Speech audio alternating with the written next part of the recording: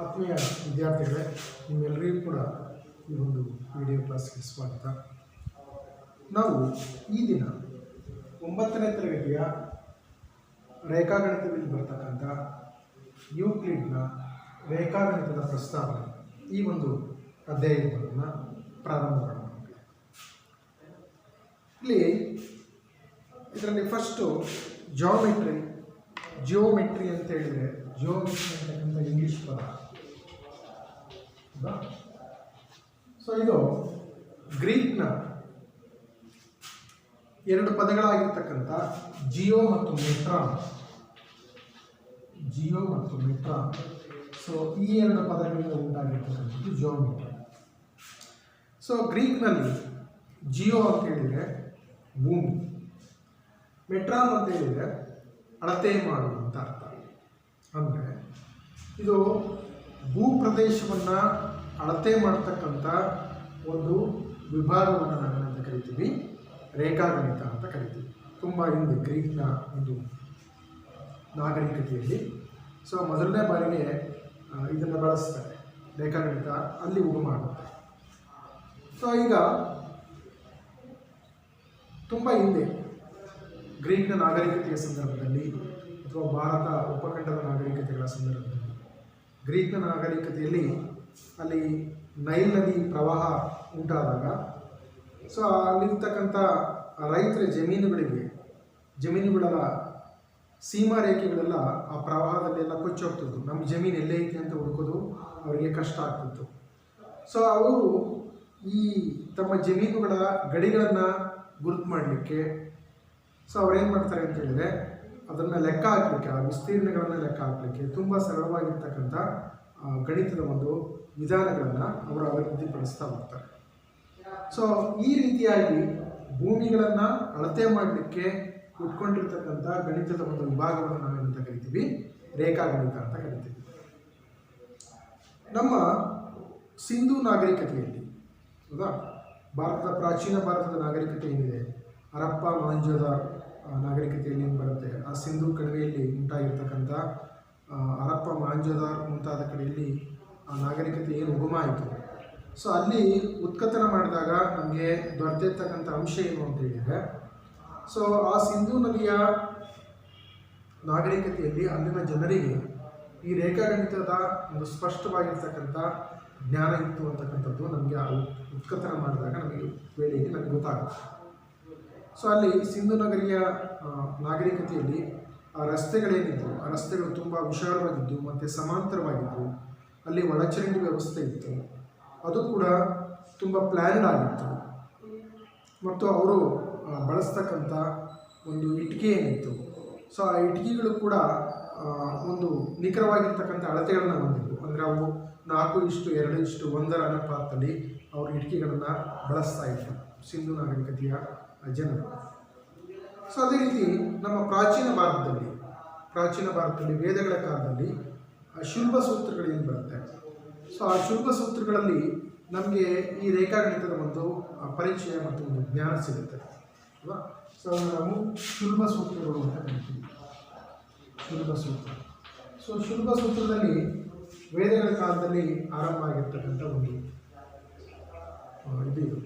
ಒಂದು ಗ್ರಂಥಗಳು ಶುಲ್ಬ ಸೂತ್ರಗಳು.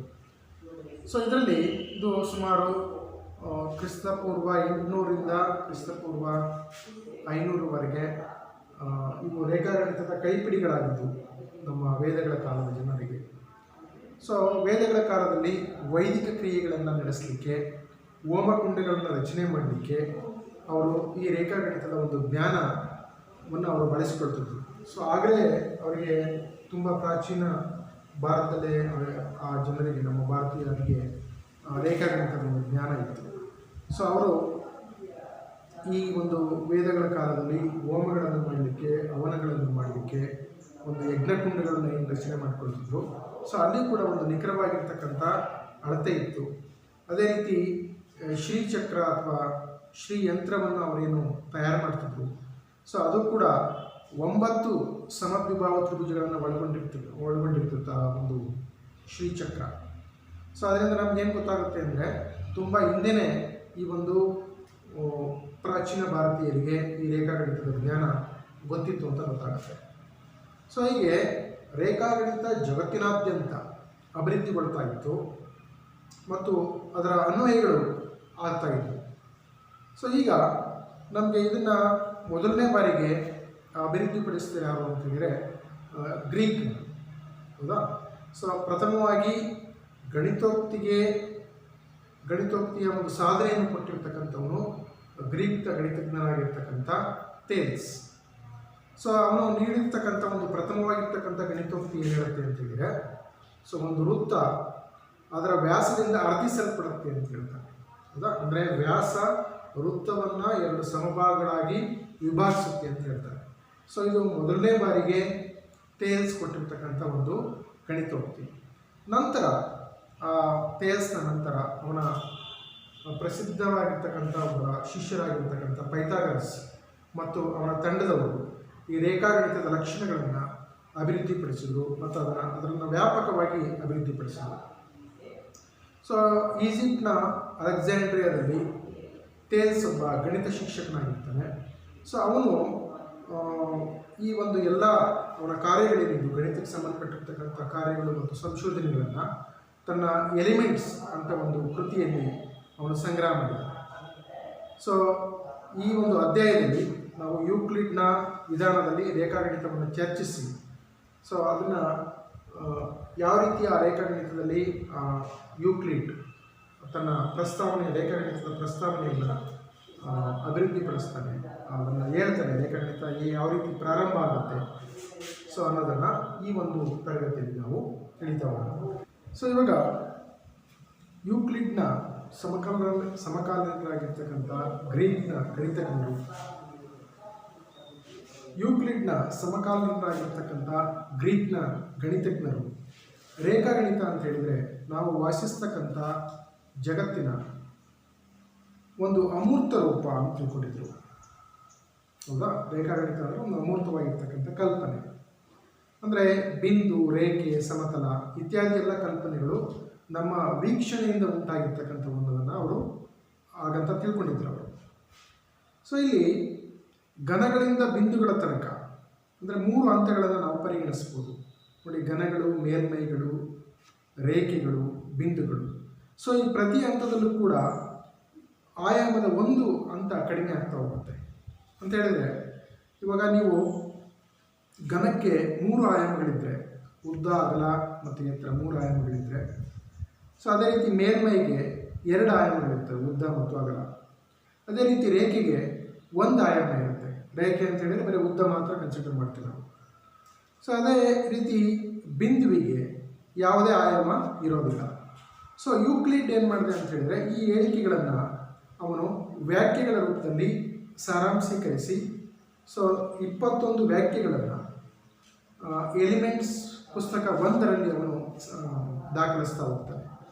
ಸೊ ಆ ಯೂಕ್ಲಿಡ್ನ ವ್ಯಾಖ್ಯೆಗಳು ಯಾವ್ಯಾವು ಅಂತ ನೋಡೋಣ ನೋಡಿ. ಮೊದಲನೇ ವ್ಯಾಖ್ಯೆ, ಒಂದು ಬಿಂದುವಿಗೆ ಯಾವುದೇ ಭಾಗವಿಲ್ಲ ಅಂತ ಹೇಳ್ತಾನೆ.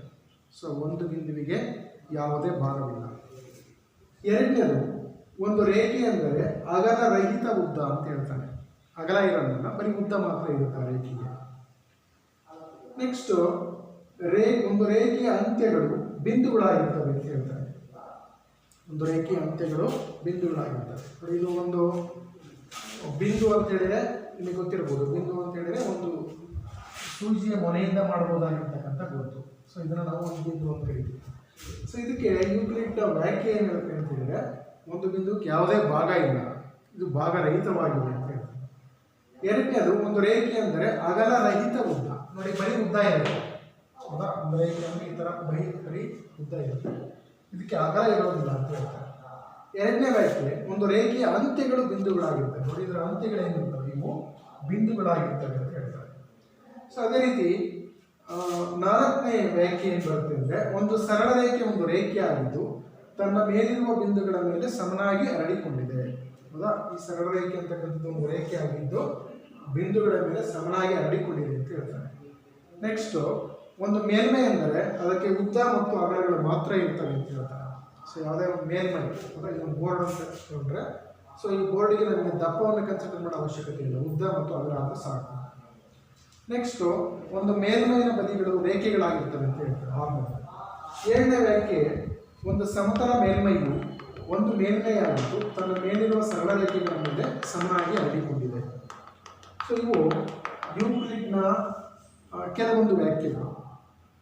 ಸೊ ಈ ವ್ಯಾಖ್ಯೆಗಳನ್ನು ನಾವು ಎಚ್ಚರದಿಂದ ಗಮನಿಸಿದರೆ ಕೆಲವೊಂದು ಇದರಲ್ಲಿ ಪೂರ್ಣವಾಗಿ ಅವರು ವ್ಯಾಖ್ಯಾನ ಮಾಡಿಲ್ಲ. ಅಂದರೆ ಒಂದು ಬಿಂದುವಿಗೆ ಯಾವುದೇ ಭಾಗ ಇಲ್ಲ. ಸೊ ಅಲ್ಲಿ ಯಾವ ಭಾಗ ಇಲ್ಲ ಅಂತ ಹೇಳಿದರೆ ಅದು ಯಾವ ಭಾಗ ಅಂತ ಹೇಳಬೇಕಾಗಿತ್ತು. ಅದೇ ರೀತಿ ಒಂದು ರೇಖೆ ಅಂದರೆ ಅಗಲರಹಿತವಾದ ಉದ್ದ. ಅಗಲರಹಿತವಾದ ಉದ್ದ ಅಂತ ಹೇಳಿದರೆ ಎಷ್ಟು ಅಗಲ ಅಂತ ಹೇಳಬೇಕಾಗಿತ್ತು. ಸೊ ಈ ರೀತಿ ಕೆಲವೊಂದು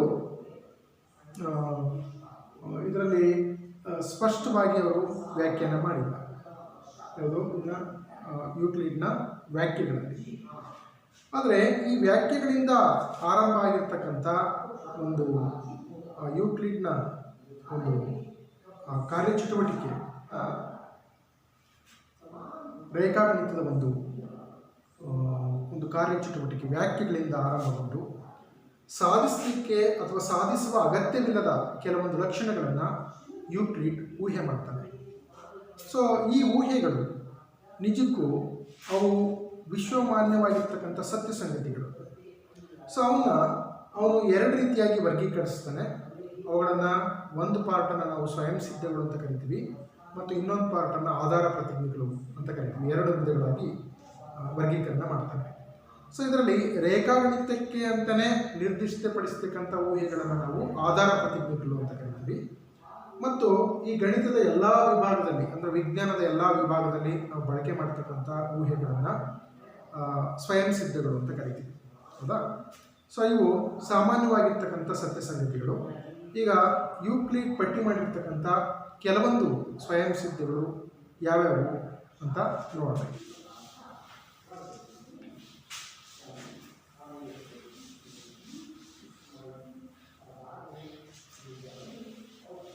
ಯೂಕ್ಲಿಡ್ನ ಸ್ವಯಂ ಸಿದ್ಧಗಳು.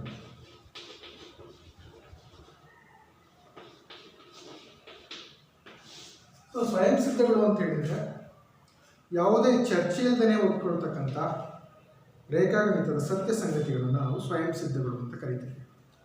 ಸೊ ಯೂಕ್ಲಿಡ್ ಕೆಲವೊಂದು ಸ್ವಯಂ ಸಿದ್ಧಗಳನ್ನು ಕೊಟ್ಟಿದ್ದಾನೆ. ಆ ಸ್ವಯಂ ಸಿದ್ಧಗಳು ಯಾವುವು ಅಂತ ನೋಡೋಣ. ಈ ಸ್ವಯಂ ಸಿದ್ಧಗಳು ಮತ್ತು ಆಧಾರ ಪ್ರತಿಜ್ಞೆಗಳು ಇವು ಈ ರೇಖಾಗಣಿತವನ್ನು ಅಭ್ಯಾಸ ಮಾಡಬೇಕು ಅಂದರೆ ತುಂಬ ಮುಖ್ಯ. ಇವುಗಳನ್ನು ನೀವು ತಿಳ್ಕೊಂಡಿರ್ಬೇಕು. ಇವುಗಳನ್ನು ಅರ್ಥ ಆದಾಗ ಮಾತ್ರ ನಿಮಗೆ ರೇಖಾಗಣಿತ ಅರ್ಥ ಆಗುತ್ತೆ. ಸೊ ಅದರಲ್ಲಿ ಮೊದಲನೇ ಸ್ವಯಂ ಸಿದ್ಧ ಏನು ಹೇಳುತ್ತೆ ಅಂತ ಹೇಳಿದ್ರೆ, ಒಂದೇ ಅಂಶಕ್ಕೆ ಸಮನಾಗಿರುವ ಅಂಶಗಳು ಒಂದಕ್ಕೊಂದು ಸಮನಾಗಿರುತ್ತೆ ಅಂತ ಹೇಳ್ತಾರೆ. ಸೊ ಸ್ವಯಂ ಸಿದ್ಧ ಒಂದು.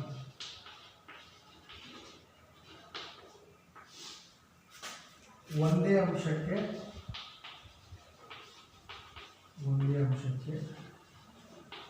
ಸಮವಾಗಿರುವ ಅಂಶಗಳು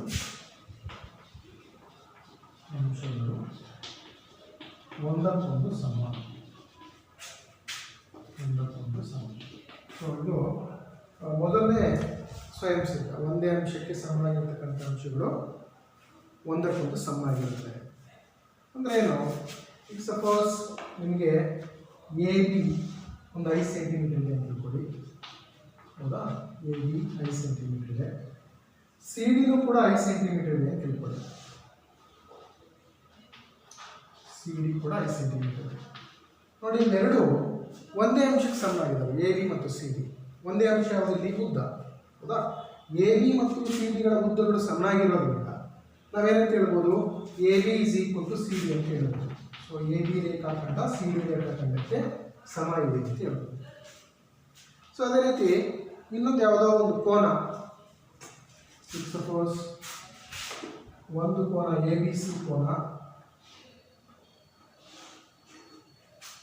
ಈ ಥರ ಕೋನಗಳಿದ್ದಾವೆ. ಒಂದು 50 ಡಿಗ್ರಿ ಇದೆ. ಹೌದಾ? ಸೊ ಇದು ಯಾವ ಕೋನ? 50 ಡಿಗ್ರಿ. ಎ ಬಿ ಸಿ ಕೋನ 50 ಡಿಗ್ರಿ ಇದೆ. ಸೊ ಅದೇ ರೀತಿ ಡಿ ಎಫ್ ಕೋನ ಕೂಡ 50 ಡಿಗ್ರಿ ಇದೆ ಅಂತ ತಿಳ್ಕೊಳ್ಳಿ. ಇದು ಡಿ ಎಫ್ ಇದು 50 ಡಿಗ್ರಿ ಇದೆ ಅಂತ ತಿಳ್ಕೊಳ್ಳಿ. ಸೊ ಎ ಬಿ ಸಿ ಕೋನ ಮತ್ತು ಡಿ ಎಫ್ ಕೋನ ಇವೆರಡೂ ಕೂಡ ಒಂದೇ ಅಂಶಕ್ಕೆ ಸಮನಾಗಿದ್ದಾವೆ. ಒಂದೇ ಅಂಶ ಯಾವುದು? ಆ ಎರಡು ಬಾಹುಗಳ ನಡುವಿನ ಕೋನಗಳ ಅಳತೆ ಎರಡರದ್ದು ಒಂದೇ ಇರೋದ್ರಿಂದ ನಾವು ಏನಂತ ಕರಿಬೋದು? ಕೋನ ಎ ಬಿ ಸಿ ಈಕ್ವಲ್ಸ್ ಕೋನ ಡಿ ಎಫ್ ಅಂತ ಕರಿಬೋದು. ಹೌದಾ? ಸೊ ಇದು ಒಂದೇ ಅಂಶಕ್ಕೆ ಸಮನಾಗಿರ್ತಕ್ಕಂಥ ಅಂಶಗಳು ಒಂದಕ್ಕೊಂದು ಸಮ. ಸೊ ಈಗ ಸಪೋಸ್ ನಿಮಗೆ ಒಂದು ಯಾವುದೋ ಇಲ್ಲಿ 50 ಡಿಗ್ರಿ ಇರೋದು ಬಿಟ್ಟು ಇಲ್ಲಿ ಎಕ್ಸ್ ಇದೆ ಅಂತ ತಿಳ್ಕೊಳ್ಳಿ. ಹೌದಾ? ಇಲ್ಲಿ ಏನೋ ಎಕ್ಸ್ ಇದೆ ಅಂತ ತಿಳ್ಕೊಳ್ಳಿ. ನೋಡಿ, ಎ ಬಿ ಸಿ ಕೋನ ಎಕ್ಸ್ ಡಿಗ್ರಿ ಸಮನಾಗಿದೆ, ಡಿ ಎಫ್ ಕೋನ ಎಕ್ಸ್ ಡಿಗ್ರಿ ಸಮನಾಗಿದೆ ಅಂತ ಹೇಳಿದ್ರೆ ಆದರೂ ಕೂಡ ನಾವೇನಂತ ಕರಿಬೋದು? ಕೋನ A B C is equal to ಕೋನ ಡಿ ಎಫ್ ಅಂತ ಕರಿಬೋದು. ಸೊ ಒಂದೇ ಅಂಶಕ್ಕೆ ಸಮನಾಗಿರ್ತಕ್ಕಂಥ ಅಂಶಗಳು ಏನಾಗಿರ್ತವೆ? ಒಂದಕ್ಕೊಂದು ಸಮ ಇರ್ತವೆ.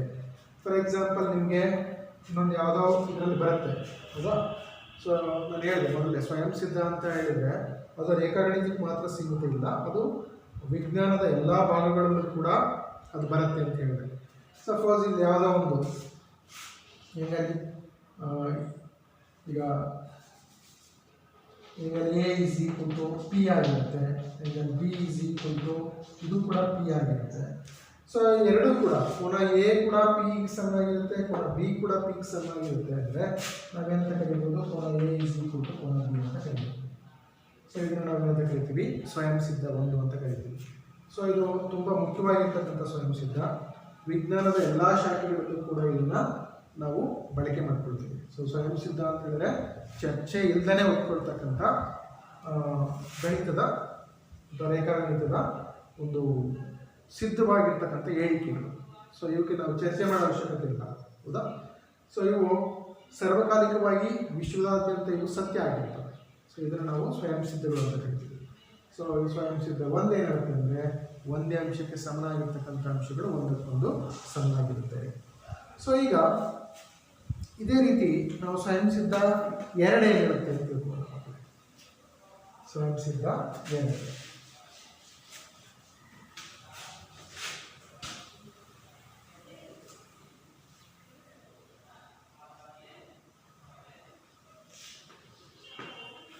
ಓಕೆ.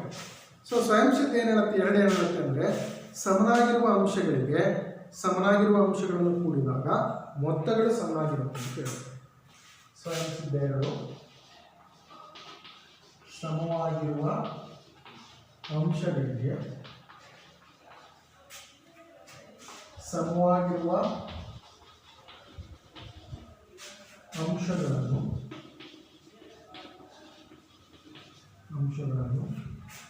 ಕೂಡಿದಾಗ ಮೊತ್ತಗಳು ಸಮವಾಗಿರುತ್ತವೆ. ಹೌದಾ? ಸಮ ಅಂಶಗಳಿಗೆ ಸಮ ಅಂಶಗಳನ್ನು ಕೂಡಿದಾಗ ಮೊತ್ತಗಳು ಸಮವಾಗಿರುತ್ತವೆ. ಫಾರ್ ಎಕ್ಸಾಂಪಲ್ ಈಗ ಒಂದು ಬುಟ್ಟಿ ಇದೆ ಅಂತ ತಿಳ್ಕೊಳ್ಳಿ. ಹೌದಾ? ಈ ಬುಟ್ಟಿಯನ್ನು ಎ ಅಂತ ಕರೀತೀವಿ.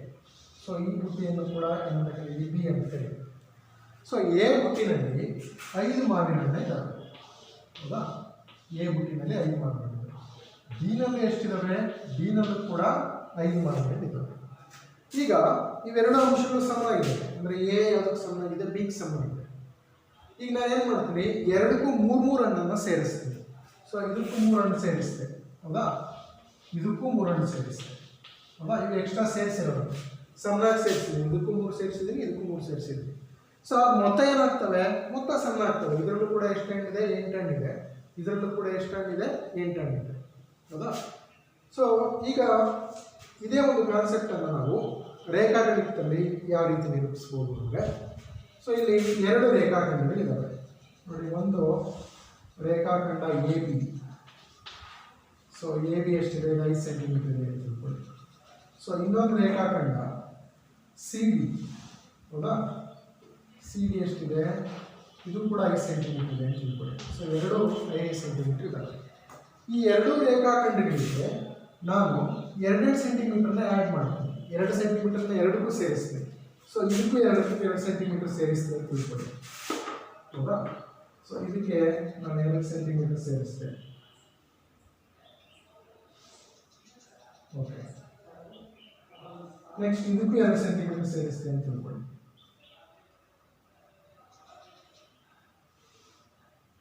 ಆಯಿತಾ. 2 ಸೆಂಟಿಮೀಟರ್ನ ಆ್ಯಡ್ ಮಾಡಿದೆ. ಸೊ ಇದಕ್ಕೆ 2 ಸೆಂಟಿಮೀಟರ್ನ ಆ್ಯಡ್ ಮಾಡಿದೆ, ಹೌದಾ. ಸೊ ಇದು AX, ಇದು CY.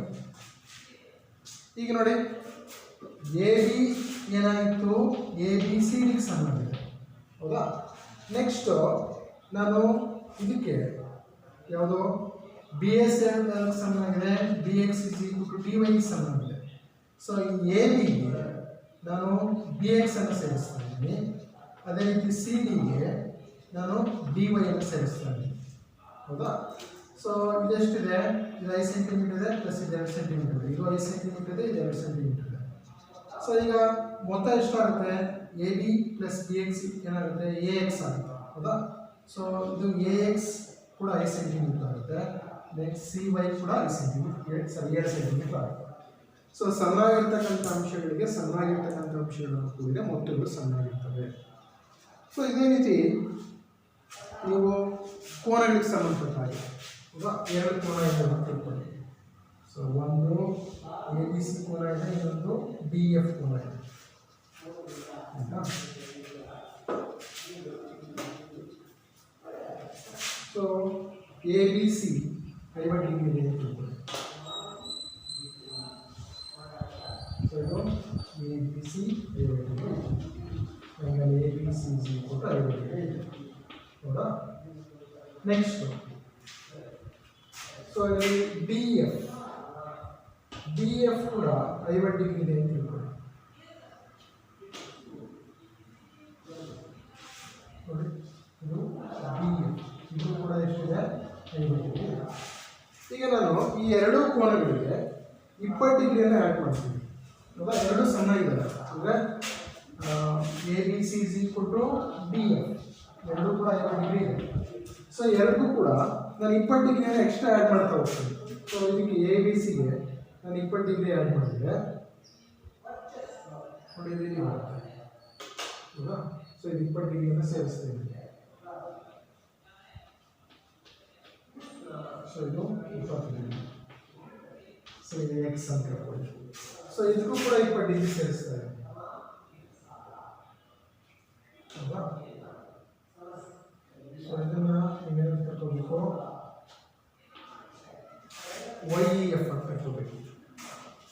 ಸೊ ಈಗ ABCಗೆ ನಾನೇನು ಮಾಡ್ತೀನಿ, ಕೋನ ABC ಪ್ಲಸ್ ಕೋನ XBA, ಹೌದಾ, ಇಸ್ ಈಕ್ವಲ್ ಟು ಎಷ್ಟು ಡಿಗ್ರಿ ಆಗುತ್ತೆ, 50 plus 20 is equal to 70 degree ಆಯಿತು. ಸೊ ಇದು ಅಷ್ಟೇ, ಕೋನ DF ಪ್ಲಸ್ ಕೋನ YD is equal to 50 plus 20 is equal to 70 degree. So ಅದರಿಂದ ಏನಂತ ಹೇಳ್ಬೋದು ನಾವು, ಕೋನ XBC ಈಕ್ವಲ್ಸ್ ಕೋನ YEF ಅಂತ ಹೇಳ್ಬೋದು. ನೋಡಿ ಎರಡೂ ಸಮವಾಗಿದ್ದು ಈ ಸಮ ಅಂಶಗಳಿಗೆ ಸಮ ಅಂಶಗಳನ್ನು ಕೂಡಿದಾಗ ಮೊತ್ತಗಳೇನಾದವು ಸಮಾನ.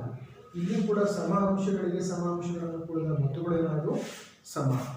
ಸೊ ಇದು ಸ್ವಯಂ ಸಿದ್ಧ 2ಕ್ಕೆ ಸಂಬಂಧಪಟ್ಟಿದ್ದು, ಹೌದಾ. ನೆನಪಿಟ್ಕೋಬೇಕು. ಸ್ವಯಂ ಸಿದ್ಧ 2 ಏನು ಹೇಳುತ್ತೆ ಅಂತ ಹೇಳಿದ್ರೆ, ಸಮನಾಗಿರ್ತಕ್ಕಂಥ ಅಂಶಗಳಿಂದ ಸಮನಾಗಿರ್ತಕ್ಕಂಥ ಅಂಶಗಳಿಗೆ ಕೂಡಿದರೆ ಆ ಮೊತ್ತಗಳು ಸಮನಾಗಿರುತ್ತೆ ಅಂತ ಹೇಳುತ್ತೆ. ಸೊ ಈಗ ಅದೇ ರೀತಿ ಸ್ವಯಂ ಸಿದ್ಧ 3 ಏನು ಹೇಳುತ್ತೆ ಅಂತ ನೋಡೋಣ. ನೆಕ್ಸ್ಟ್ ಬಂದು ಸ್ವಯಂ ಸಿದ್ಧ 3.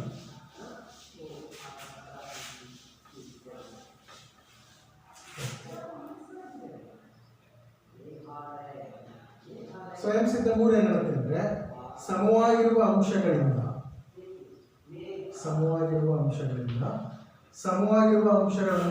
ಕಳೆದಾಗ ಮೊತ್ತಗಳು ಸಮನಾಗಿರ್ತವೆ, ಹೌದಾ. ಸೊ ಅದು ಕೂಡಿದೆ ಬಂತು.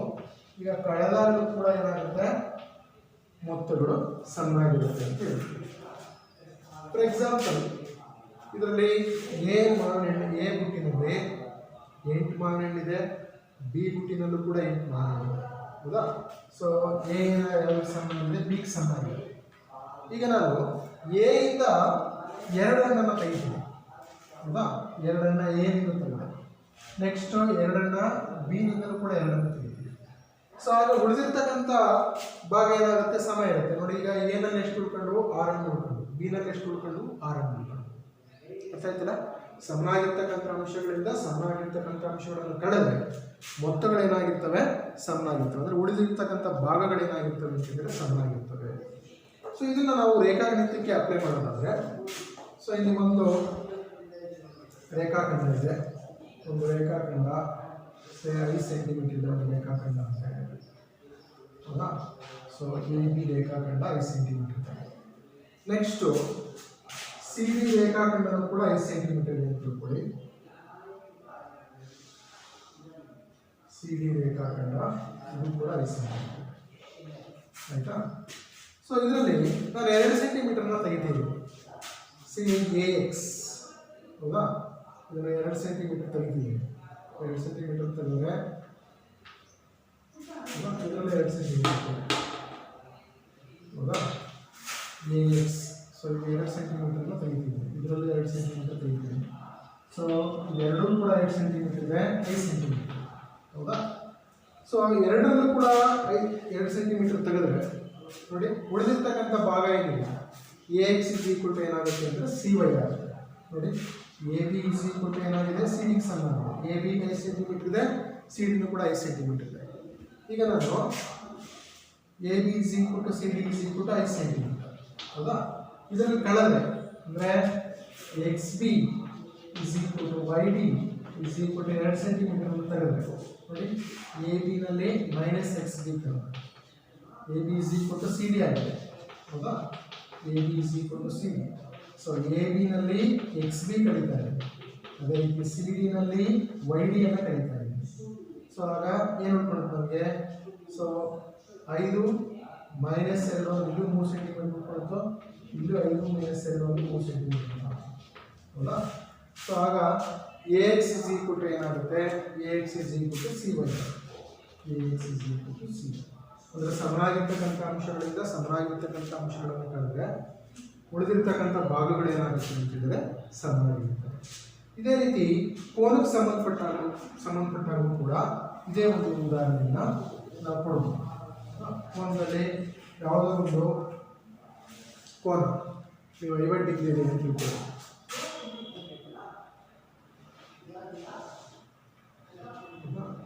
ಕೋನ 50 ಡಿಗ್ರಿ, 50 ಡಿಗ್ರಿ ಇದೆ ಕೋನ, 60 ಡಿಗ್ರಿ ಇದೆ ತಿಳ್ಕೊಳ್ಳಿ ಕೋನ. ಸೊ ABC ಕೋನ ಎಷ್ಟಿದೆ, 60 ಡಿಗ್ರಿ ಇದೆ. ನೆಕ್ಸ್ಟು DF ಕೋನ ಕೂಡ 60 ಡಿಗ್ರಿ ಇದೆ ಅಂತ ತಿಳ್ಕೊಳ್ಳಿ.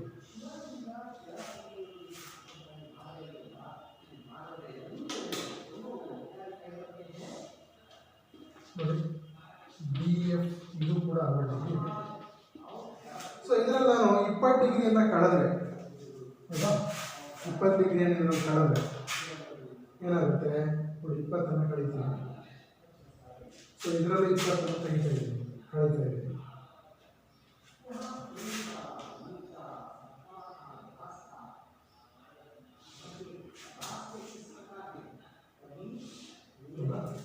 ನೋಡಿ XY. ಸೊ ನಮಗೆ ABC ಯಾವ್ದಕ್ಕೆ ಸಮನಾಗಿದೆ, ಕೋನ ABC ಕೋನ DF ಹೌದಾ. ಎರಡೂ ಕೂಡ 60 ಡಿಗ್ರಿ ಇದೆ. ಸೊ ಇದರಲ್ಲಿ XBC YEF ಕಳೆದ್ರೆ ನೋಡಿ, ಕೋನ ABC ಮೈನಸ್ ಕೋನ XBC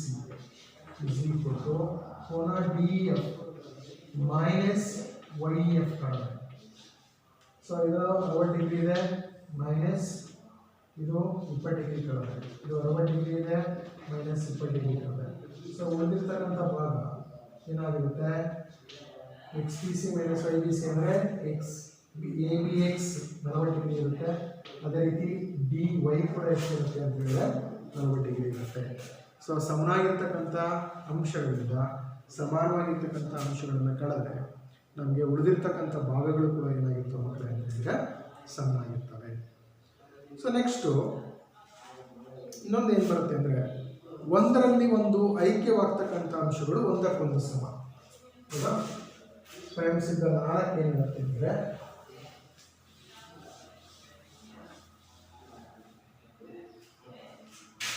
ಸ್ವಯಂ ಸಿದ್ಧ 4 ಒಂದರಲ್ಲೊಂದು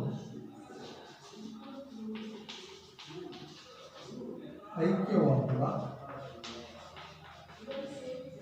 ಅಂಶಗಳು ಒಂದಕ್ಕೊಂದು ಸಮ. ಒಂದರ ಒಂದೊಂದು ಐಕ್ಯವಾದ ಅಂಶಗಳು ಒಂದಕ್ಕೊಂದು ಸಮ. ಇದಕ್ಕೆ ಭಾಳಷ್ಟು ಎಕ್ಸಾಂಪಲ್ ಕೊಡ್ಬೋದು ನೋಡಿ. ನೀವು ಪುಸ್ತಕದಲ್ಲಿ ಹೌದಾ, ಪುಸ್ತಕದಲ್ಲಿ ಎಲ್ಲ ಒಂದು ಪೇಜ್ಗಳು ಒಂದಕ್ಕೊಂದು ಸಣ್ಣಾಗಿರ್ತವೆ ಮತ್ತು ಅವು ಐಕ್ಯ ಆಗಿರ್ತವೆ ಹೌದಾ. ಒಂದರಲ್ಲೊಂದು ಸೇರ್ಕೊಂಡಿರ್ತವೆ. ಪುಸ್ತಕ ನೋಡೋಕೆ ಗೊತ್ತಾಗೋದಿಲ್ಲ ಅಷ್ಟೊಂದು ಹಾಳೆ ಇದೆ ಅಂತ. ಬಟ್ ಪ್ರತಿಯೊಂದು ಸಪ್ರೇಟ್ ಪೇಜ್ ಇರುತ್ತೆ, ಅವು ಒಂದರಲ್ಲೊಂದು ಐಕ್ಯ ಆಗಿದೆ ಹೌದಾ. ಐಕ್ಯ ಆಗಿರೋದ್ರಿಂದ ಒಂದಕ್ಕೊಂದು ಸಮ ಇರ್ತವೆ.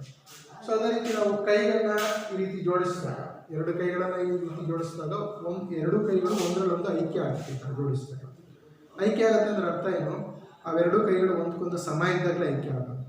ಸಮ ಇಲ್ಲ ಅಂತ ಹೇಳಿದರೆ ಐಕ್ಯ ಆಗಲ್ಲ. ನೋಡಿ, ಈ ಬೋರ್ಡ್ ಇದೆ ಹೌದಾ.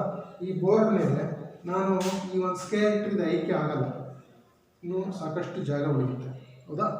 ಯಾವಾಗ ಐಕ್ಯ ಆಗುತ್ತೆ ಅಂತ ಹೇಳಿದರೆ, ಈ ಬೋರ್ಡ್ ಥರದ್ದೇ ಇನ್ನೊಂದು ಬೋರ್ಡನ್ನು ಇದ್ರ ಮೇಲೆ ಇಟ್ಟರೆ ಆಗ ಆ ಎರಡು ಬೋರ್ಡು ಒಂದರಲ್ಲೊಂದು ಐಕ್ಯ ಆಗುತ್ತೆ. ಐಕ್ಯ ಆಗಿದೆ ಅಂದರೆ ಅರ್ಥ ಏನರ್ಥ? ಅವು ಒಂದಕ್ಕೊಂದು ಸಮ ಇದೆ ಅಂತ ಅರ್ಥ. ಸೊ ಅದೇ ರೀತಿ 5ನೇ ಸ್ವಯಂ ಸಿದ್ಧ ಏನು ಬರುತ್ತೆ ಅಂದರೆ, ಪೂರ್ಣವು ಅದರ ಭಾಗಕ್ಕಿಂತಲೂ ದೊಡ್ಡದು. ಸ್ವಯಂ ಸಿದ್ಧ 5 ಏನಿರುತ್ತೆ ಅಂದರೆ, ಪೂರ್ಣವು ಅದರ ಭಾಗಕ್ಕಿಂತಲೂ ದೊಡ್ಡದು.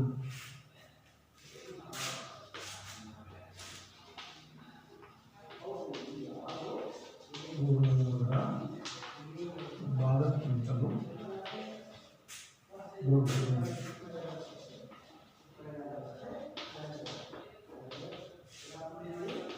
ಪೂರ್ಣವಾದ ಭಾಗಕ್ಕಿಂತಲೂ ದೊಡ್ಡದು ಅಂದರೆ ನಮಗೆ ಈ ಥರ ಇರುತ್ತೆ ಹೌದಾ. ಸೊ ಇದು AB ಒಂದು ಸರಳರೇಖೆ ಇದೆ ಅಂತ ಹೇಳ್ಬೋದು ಹೌದಾ. AB ಒಂದು ಭಾಗ. ಸೊ ಇದರಲ್ಲಿ ಇನ್ನೊಂದು ಭಾಗ ಬರ್ತದೆ, ಈ BCB CBಯಿಂದ ಈ ABನ ಒಂದು ಭಾಗ ಹೌದಾ. ABನ ಒಂದು ಭಾಗ ಏನು? BC ಅಥವಾ CB. ಸೊ ಇದು AB ಅಂತಕ್ಕಂಥದ್ದು ಪೂರ್ಣ, CB ಅಂತಕ್ಕಂಥದ್ದು ಅದರ ಒಂದು ಭಾಗ. ಅರ್ಥ ಆಗ್ತಿದೆಯಲ್ಲ? ಸೊ ಈಗ ಈ ಪೂರ್ಣ ಅಂತಕ್ಕಂಥದ್ದು ಏನಾಗಿರುತ್ತೆ? ಅದರ ಭಾಗಕ್ಕಿಂತಲೂ ದೊಡ್ಡದಾಗಿರುತ್ತೆ. ಯಾವಾಗಲೂ AB ಏನಾಗಿರುತ್ತೆ ಅಂದರೆ CBನ ದೊಡ್ಡದಾಗಿರುತ್ತೆ. ಪೂರ್ಣವಾದ ಭಾಗಕ್ಕಿಂತಲೂ ದೊಡ್ಡದು. ಅರ್ಥ ಆಯ್ತಲ್ಲ? ಸೊ ಅದೇ ರೀತಿ ಇದನ್ನೇ ನೀವು ಒಂದು ಕೋನದಲ್ಲಿ ಹೇಳೋದಾದರೆ, ಈ ಥರ ಒಂದು ಕೋನ ಇದೆ. ಯಾವ ಕೋನ ಅಂತ ಹೇಳಿದ್ರೆ ABC ಕೋನ ಇದೆ ಅಂತ ಹೇಳ್ತೀವಿ. ಸೊ ABC ಕೋನದ ಒಂದು ಭಾಗನೇ ನಮಗೆ ಇದು DBC ಕೋನ ಹೌದಾ. DBC ಕೋನ ABC ಕೋನದ ಒಂದು ಪಾರ್ಟ್. ಸೊ ಯಾವಾಗಲೂ ABC ಕೋನ ಅನ್ನೋದು DBCಗಿಂತ ದೊಡ್ಡದಾಗಿರುತ್ತೆ. ಸೊ ಕೋನ ABC is always greater than ಕೋನ DBC. ಸೊ ಪೂರ್ಣ ಅಂತಕ್ಕಂಥದ್ದು ಯಾವಾಗಲೂ ಅದರ ಭಾಗಕ್ಕಿಂತಲೂ ದೊಡ್ಡದಾಗಿರುತ್ತೆ ಹೌದಾ. ಸೊ ಇದನ್ನೇ ನೀವು ಈ ಥರದ್ದು ಒಂದು ಮಾವಿನ ಹಣ್ಣಿನ ಬುಟ್ಟಿ ಇದೆ ಅಂತ ತಿಳ್ಕೊಂಡ್ರೆ ಹೌದಾ. ಸೊ ಇದರಲ್ಲಿ ಏನೋ ಒಂದು 20 ಮಾವಿನ ಹಣ್ಣಿದ್ದಾರೆ ಅಂತ ತಿಳ್ಕೊಳ್ಳಿ. ಸೊ ಇದನ್ನು ಇನ್ನೊಂದು ನೀವು ಒಂದು 4 ಮಾವಿನ ಹಣ್ಣು ಇದಕ್ಕೆ ಹಾಕಿದೆ ಅಂತ ಹೇಳ್ತೀವಿ. ಇದನ್ನು ಒಂದು ಸ್ವಲ್ಪ ತನಕ ಇದಕ್ಕೆ ಹಾಕಿದೆ ಅಂತ ಹೇಳಿದ್ರೆ ಯಾವಾಗಲೂ ಇದೇ ಏನಾಗಿರುತ್ತೆ, ಈ ಪೂರ್ಣ ಭಾಗ ಏನಾಗಿರುತ್ತೆ? ದೊಡ್ಡದಾಗಿರುತ್ತೆ. ಅದ್ರ ಭಾಗ ಏನಾಗಿರುತ್ತೆ? ಯಾವಾಗಲೂ ಚಿಕ್ಕದಾಗಿರುತ್ತೆ. ನೆಕ್ಸ್ಟು 7ನೇ ಸ್ವಯಂ ಸಿದ್ಧ ಏನು ಬರುತ್ತೆ ಅಂದರೆ, ಒಂದೇ ಅಂಶಗಳ ಅರ್ಧದಷ್ಟಿರುವ ಅಂಶಗಳು ಒಂದಕ್ಕೊಂದು ಸಮ. ಸರಿ, ಎಷ್ಟಿದು?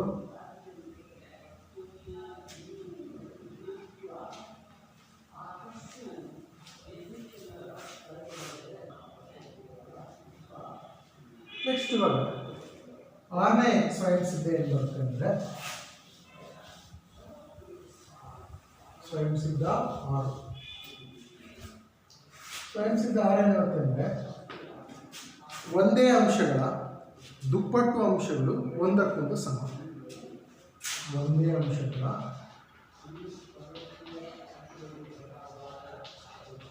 ದುಪ್ಪಟ್ಟು ಅಂಶಗಳು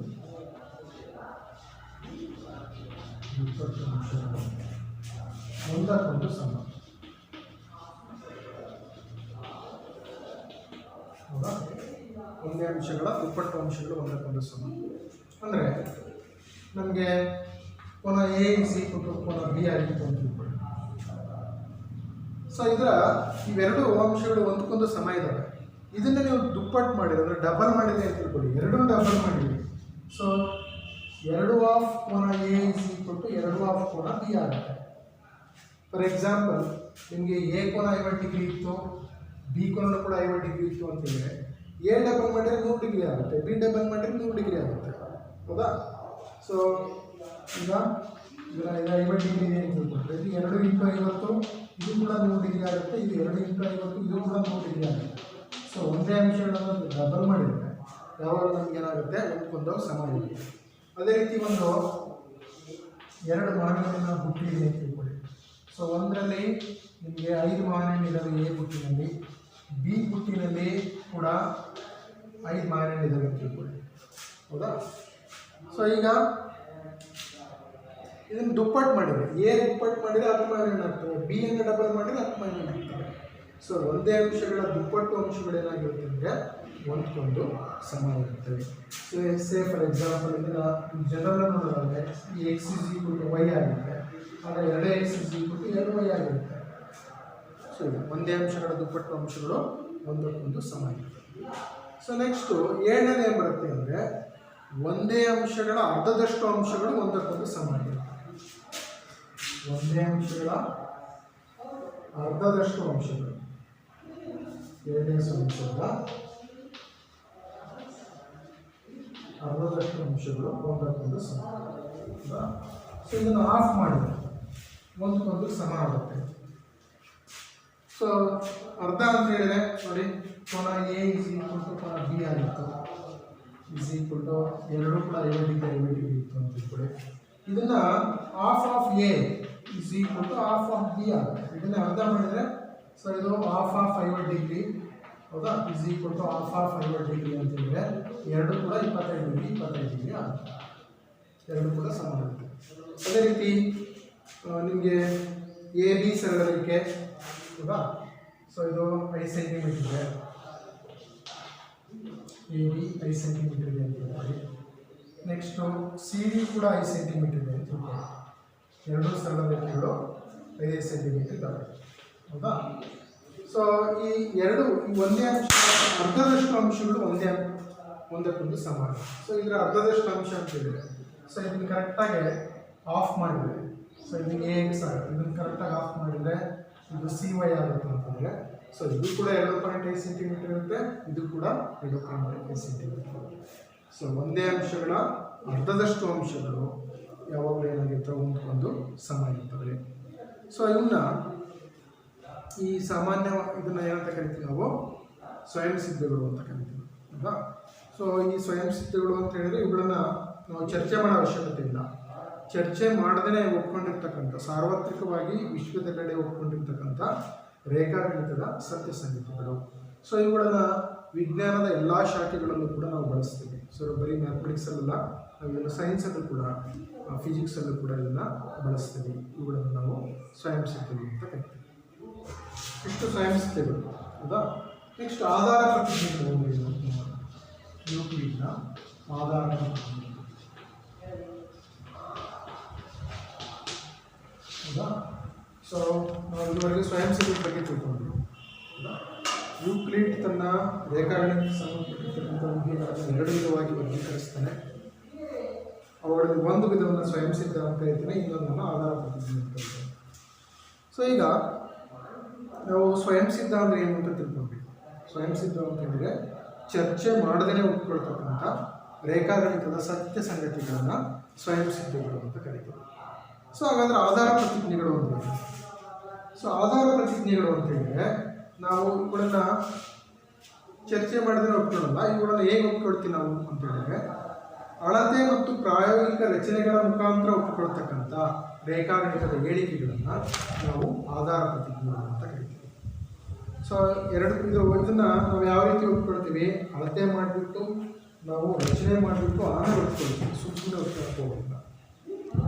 ಸೊ ಈ ಎರಡಕ್ಕೂ ಏನು ವ್ಯತ್ಯಾಸ ಇದೆ ಅಂತ ಹೇಳಿದರೆ, ನಾವು ಸ್ವಯಂ ಸಿದ್ಧಗಳನ್ನು ಗಣಿತದ ಅಥವಾ ವಿಜ್ಞಾನದ ಎಲ್ಲ ಶಾಖೆಗಳಲ್ಲೂ ಸ್ವಯಂ ಸಿದ್ಧಗಳನ್ನು ಬಳಕೆ ಮಾಡಿಕೊಳ್ತೀವಿ. ಆದರೆ ಆಧಾರ ಪ್ರತಿಜ್ಞೆಗಳನ್ನು ರೇಖಾಗಣಿತಕ್ಕೆ ಸಂಬಂಧಪಟ್ಟ ಮಾತ್ರ ಬಳಕೆ ಮಾಡಿಕೊಳ್ತೀವಿ. ಸೊ ಇದು ಎರಡಕ್ಕೆ ಇರ್ತಕ್ಕಂಥ ವ್ಯತ್ಯಾಸ. ಸೊ ಈಗ ಆಧಾರ ಪ್ರತಿಜ್ಞೆ 1 ಏನು ಹೇಳುತ್ತೆ ಅಂತ ನೋಡೋಣ.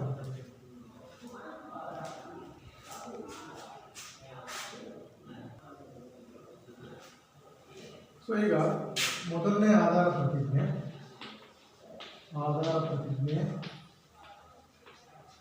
1. ಆಧಾರ ಪ್ರತಿಜ್ಞೆ 1 ಏನು ಹೇಳುತ್ತೆ ಅಂದರೆ, 2 ವಿಭಿನ್ನ ಬಿಂದುಗಳನ್ನು ಕೊಟ್ಟಾಗ ಅವುಗಳ ಮೂಲಕ ಹಾದು ಹೋಗುವಂತೆ ಒಂದೇ ಒಂದು ಸರಳರೇಖೆ ಇರುತ್ತೆ. 2 ವಿಭಿನ್ನ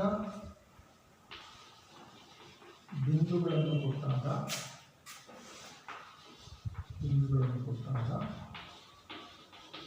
ಅವುಗಳ ಮೂಲಕ ಹಾದು ಹೋಗುವಂತೆ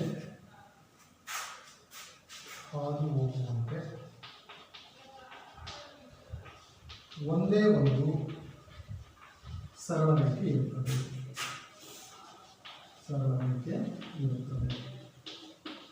ಹೌದಾ? 2 ವಿಭಿನ್ನ ಬಿಂದುಗಳನ್ನು ಕೊಟ್ಟಾಗ ಅವುಗಳ ಮೂಲಕ ಹಾದು ಹೋಗುವಂತೆ ಒಂದೇ ಒಂದು ಸರಳ ರೇಖೆ ಇರುತ್ತೆ. ಓಕೆ. ಸೊ ಇದನ್ನು ಈ ಹೇಳಿಕೆಯನ್ನು ನಾವು ಪ್ರಾಯೋಗಿಕವಾಗಿ ಯಾವ ರೀತಿ ಪ್ರೂವ್ ಮಾಡ್ಬೋದು ಅಂತ ನೋಡ್ತೀವಿ. ಸೊ ಇಲ್ಲಿ 2 ವಿಭಿನ್ನ ಬಿಂದುಗಳನ್ನು ಕೊಟ್ಟಿದ್ದಾರೆ. ಇಲ್ಲಿ ಒಂದು ಎ ಬಿಂದು ಕೊಟ್ಟಿದ್ದಾರೆ, ಇನ್ನೊಂದು ಬಿ ಬಿಂದು ಕೊಟ್ಟಿದ್ದಾರೆ. ಹೌದಾ? ನೋಡಿ, ಈಗ ಎ ಬಿಂದು ಮುಖಾಂತರ ನಾವು ಹಲವಾರು ರೇಖೆಗಳನ್ನು ಎಳೆಯಬಹುದು. ಹೌದಾ? ನೋಡಿ, ಈ ಥರ ಎ ಬಿಂದು ಮುಖಾಂತರ ಎಳೆಯಬಹುದು ನಾವು. ಸೊ ಅದೇ ರೀತಿ ಬಿ ಬಿಂದು ಮುಖಾಂತರ ಕೂಡ ಹಲವಾರು ರೇಖೆಗಳನ್ನು ಎಳೆಯಬಹುದು. ಆಯಿತಾ? ಎ ಬಿಂದು ಮುಖಾಂತರ ಎಳೆಯಬಹುದು, ಬಿ ಮುಖಾಂತರ ಎಳೆಯಬಹುದು. ಆದರೆ ಎ ಬಿ ಮೂಲಕ, ಎ ಮತ್ತು ಬಿಗಳ ಮೂಲಕ ನಮಗೆ ಒಂದೇ ಒಂದು ಸರಳ ರೇಖೆ ಎಳೆಯಲಿಕ್ಕೆ ಸಾಧ್ಯ. ಸೊ ಎ ಬಿ ಮೂಲಕ ಎಳೆತಕ್ಕಂಥ ಸರಳ ರೇಖೆ ಒಂದೇ. ಆಯ್ತಲ್ಲ? ಸೊ 2 ವಿಭಿನ್ನ ಬಿಂದುಗಳು ಎ ಮತ್ತು ಬಿ 2 ವಿಭಿನ್ನ ಬಿಂದುಗಳಾದಾಗ ಇವುಗಳ ಮೂಲಕ ಹಾದು ಹೋಗುವಂತೆ ಒಂದೇ ಒಂದು ಸರಳ ರೇಖೆಯನ್ನು ನಾವು ಎಳೆಯಬಹುದು. ನೆಕ್ಸ್ಟ್ ಆಧಾರ ಪ್ರತಿಜ್ಞೆ 2. ಸೊ ಆಧಾರ ಪ್ರತಿಜ್ಞೆ 2 ಏನು ಹೇಳುತ್ತೆ ನೋಡಿ.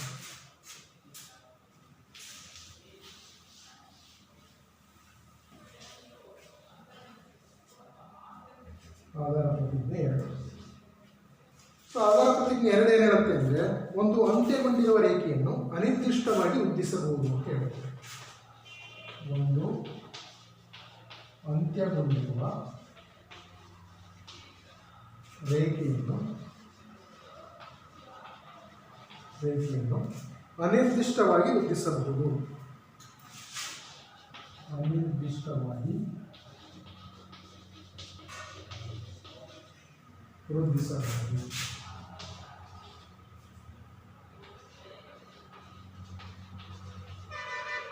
ಇದು ಎರಡನೇ ಒಂದು ಆಧಾರ ಪ್ರತಿಜ್ಞೆ.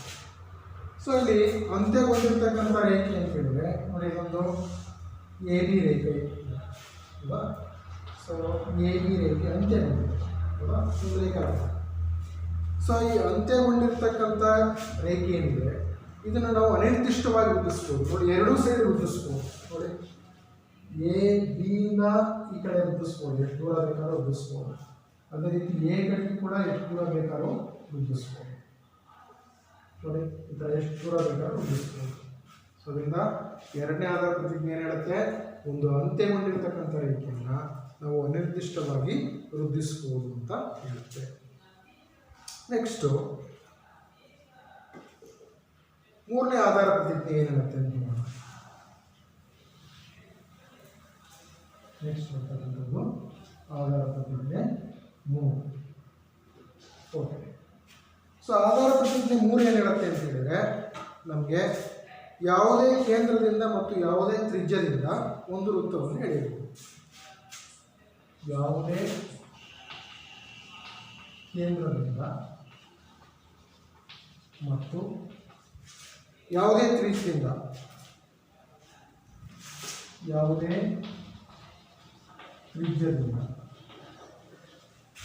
ಒಂದು ವೃತ್ತವನ್ನು ಎಳೆಯಬಹುದು.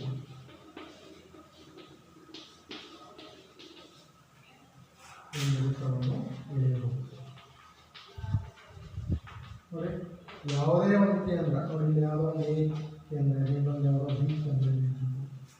ಸೊ ಇಲ್ಲಿ ಯಾವುದೇ ತ್ರಿಜ್ಯದಿಂದ ಒಂದು ವೃತ್ತ ಎಳಿಬಹುದು. ನೋಡಿ ಇಲ್ಲಿ ನಾನು ಕಡಿಮೆ ತ್ರಿಜ್ಯ ತಗೊಂಡು ಒಂದು ವೃತ್ತ ಎಳಿಬಹುದು, ಹೌದಾ? ಸೊ ಇನ್ನೊಂದು ಯಾವುದೋ ಬಿಂದು ಬಿ, ಅದು ಇದಕ್ಕಿಂತ ಜಾಸ್ತಿ ತಗೊಂಡು ಇನ್ನೊಂದು ವೃತ್ತ ಎಳಿಬಹುದು, ಆಯ್ತಾ? ಸೊ ಇದನ್ನ ಯಾವುದೇ ಒಂದು ಕೇಂದ್ರದಿಂದ ಮತ್ತು ಯಾವುದೇ ತ್ರಿಜ್ಯದಿಂದ ನಾವು ಒಂದು ವೃತ್ತ ಎಳಿಬಹುದು. ಸೊ ನೆಕ್ಸ್ಟು ಆಧಾರ ಪ್ರತಿಜ್ಞೆ 4 ಏನು ಹೇಳುತ್ತೆ ಅಂತ ಹೇಳಿದ್ರೆ, ಎಲ್ಲ ಲಂಬಕೋನಗಳು ಒಂದಕ್ಕೊಂದು ಸಮನಾಗಿರುತ್ತೆ ಅಂತ ಹೇಳುತ್ತೆ. ಆಧಾರ ಪ್ರತಿಜ್ಞೆ 4 ಏನು ಹೇಳುತ್ತೆ ಅಂದರೆ,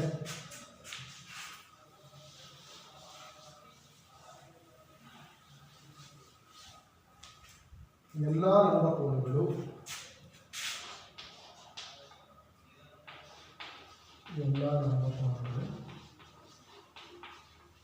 ಒಂದಕ್ಕೊಂದು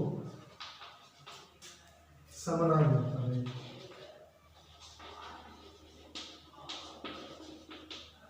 ಸೊ ಎಲ್ಲ ಲಂಬಕೋನಗಳು ಕೂಡ ಒಂದಕ್ಕೊಂದು ಸಮನಾಗಿರ್ತವೆ. ಸೊ ಎಲ್ಲ ಲಂಬಕೋನಗಳು ಅಂತ ಹೇಳಿದರೆ ನೋಡಿ, ಲಂಬಕೋನ ಈ ಥರ ಒಂದು ಲಂಬಕೋನ ಹೇಳಿದೆ, ಹೌದಾ? ಎಲ್ಲ ಲಂಬಕೋನವನ್ನು ನಾವು ಬೇರೆ ಬೇರೆ ಥರ ಹೇಳಿರ್ಬೋದು. ಇದೊಂದು ಲಂಬಕೋನ, ಸೊ ಎ ಬಿ ಸಿ ಒಂದು ಲಂಬಕೋನ. ಸೊ ಅದೇ ರೀತಿ ಇನ್ನೊಂದು ಯಾವ ಲಂಬಕೋನ ಬರುತ್ತೆ ನೋಡಿ, ಈ ಥರ ಕೂಡ ಒಂದು ಲಂಬಕೋನ ಹೇಳಿರ್ಬೋದು, ಆಯಿತಾ? ಸೊ ಇದು ಡಿ ಎಫ್, ಇದು ಕೂಡ ಒಂದು ಲಂಬಕೋನ, ಆಯಿತಾ? ಇನ್ನೊಂದು ಲಂಬಕೋನ ಈ ಥರ ಇದೆ ನೋಡಿ, ಸೊ ಎಕ್ಸ್ ವೈ ಝೆಡ್, ಇದು ಒಂದು ಲಂಬಕೋನ. ಸೊ ಎಲ್ಲವೂ ಕೂಡ 90 ಡಿಗ್ರಿ ಇರ್ತವೆ. ಸೊ ಈ ಎಲ್ಲ ಲಂಬಕೋನಗಳು ಕೂಡ ಏನಾಗಿರ್ತವೆ ಅಂದರೆ ಒಂದಕ್ಕೊಂದು ಸಮ ಇರ್ತವೆ. ಸೊ ಎಲ್ಲ ಲಂಬಕೋನಗಳನ್ನ ಒಂದರಲ್ಲೊಂದು ಇಟ್ಟರೆ ಇವು ಒಂದರಲ್ಲೊಂದು ಎಲ್ಲವೂ ಕೂಡ ಐಕ್ಯ ಆಗುತ್ತೆ. ಸೊ ಇದು ಆಧಾರ ಪ್ರತಿಜ್ಞೆ 4ಕ್ಕೆ ಸಂಬಂಧಪಟ್ಟದ್ದು. ಸೊ ಇದೇ ರೀತಿ ನಮಗೆ ನೆಕ್ಸ್ಟು ಆಧಾರ ಪ್ರತಿಜ್ಞೆ 5 ಬರುತ್ತೆ. ಮತ್ತು ಇದಕ್ಕೆ ಸಂಬಂಧಪಟ್ಟಿರ್ತಕ್ಕಂಥ ಕೆಲವೊಂದು ಸಮಸ್ಯೆಗಳನ್ನು ನಾವು ಮುಂದಿನ ಒಂದು ತರಗತಿಯಲ್ಲಿ ತಿಳ್ಕೊಳ್ಳೋಣ ಮಕ್ಕಳೇ. Thank you.